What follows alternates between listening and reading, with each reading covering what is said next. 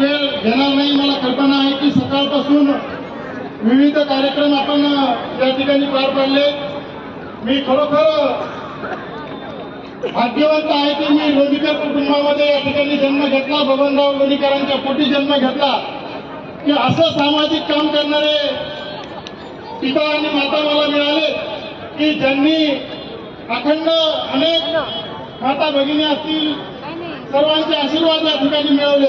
सामाजिक जीवनामध्ये, राजकीय जीवनामध्ये, राजकारणामध्ये काम करत असताना ज्यांचं 80% समाजकारणामध्ये असेल लक्ष राहतं असा बबनराव लोणीकरांचा पुत्र म्हणून आपल्या समोर बोलताना निश्चित या ठिकाणी मला आनंद होतो की 1100 मुलींचं कन्यादान लग्न करणारे हे व्यक्ती त्यांनी मणी मंगळसूत्रापासून तर प्रत्येक गोष्ट या ठिकाणी त्या ठिकाणी पुरवली आणि 1100 मुलींचं त्या ठिकाणी कन्यादान करत असताना आजपर्यंत 15-20 वर्षांमध्ये त्यांच्या संसाराला लागलेला असताना एकाही मुलीची तक्रार आतापर्यंत आलेली नाही।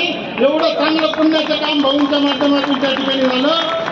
मग ते रक्तदान शिबिर असतील, आरोग्य शिबिर असतील, आपण पाहिलं असेल की एखादा कार्यक्रम होतो परंतु एकाच व्यासपीठावर एकाच मैदानामध्ये सांस्कृतिक कार्यक्रम वेगळा, बचत गटांच्या महिलांचा कार्यक्रम, वधूवर परिचय मेळावा, रोजगार शिबिर, आरोग्य शिबिर असं घेण्याचं भाग्य या ठिकाणी आपल्याला उपलब्ध करून दिल्याबद्दल मी सर्वस्वी या ठिकाणी भाऊंचे आभार व्यक्त करतो।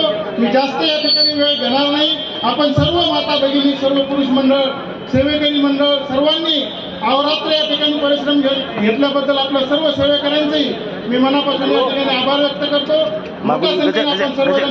कमी शॉर्ट नोटीसवर सर्वांचे मनापासून आभार व्यक्त करतो। थांबतो। धन्यवाद।